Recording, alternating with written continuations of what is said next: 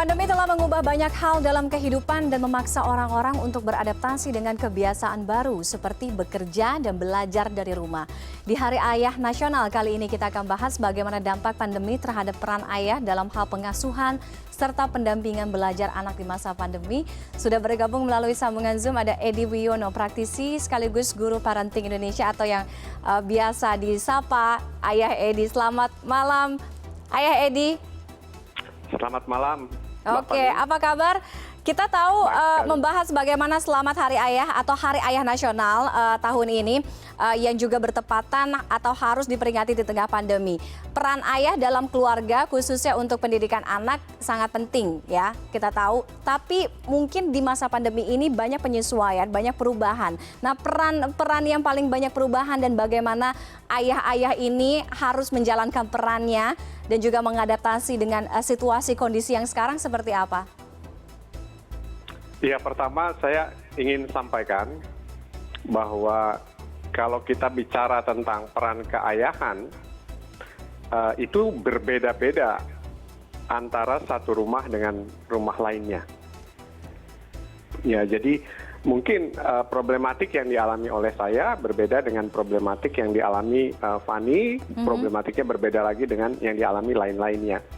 Jadi kalau saya melihat bahwa kita bisa bicara secara umum tentang peran keayahan ini adalah tentang yang berhubungan dengan koordinasi masalah. Jadi ketika kita bicara tentang apa peran ayah di masa pandemi ini, kalau saya mengacu, katakanlah saya hanya bisa membicarakan masalah saya secara pribadi yang bisa ditarik secara umum atau yang bisa ditiru atau bisa dijadikan contoh bagi umum.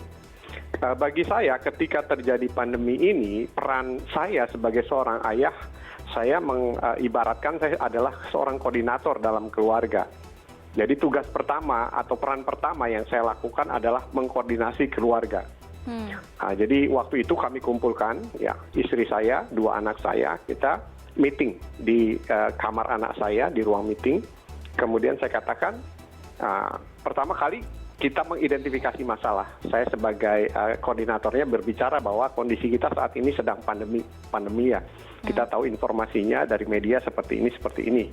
Nah, maka kita coba tuliskan apa saja yang menjadi problem khusus di keluarga kita. Jadi masing-masing keluarga itu punya problem yang sangat spesial atau khusus atau sesuai dengan kondisinya masing-masing. Nah, itu dulu yang coba saya identifikasi begitu. Oke, bagaimana harus seorang ayah ini, peran seorang ayah ini ya, membagi waktu, kemudian juga berbagi peran dengan ibu, dengan istri dalam hal pendampingan anak di masa pandemi, khususnya dalam pendampingan anak ketika belajar dalam hal dunia pendidikan. Karena mungkin banyak juga nih ayah ibunya yang juga bekerja, yang WFH gitu, atau juga sudah WFO, tapi anaknya masih belajar online di rumah. Seperti apa? Singkat saja. Nah, ya, ini akan menjadi lebih tertata apabila kita mencoba dulu mendefinisikan masalah atau menemukan problem-problem yang ada di keluarga kita.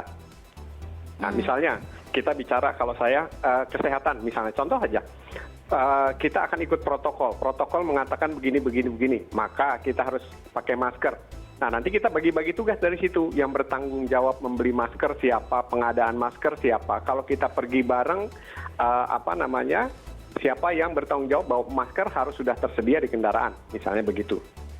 Terus yang kedua, misalnya lagi, ketika kita pulang dari bepergian, kita buat lagi, kita sebut protokol keluarga ya.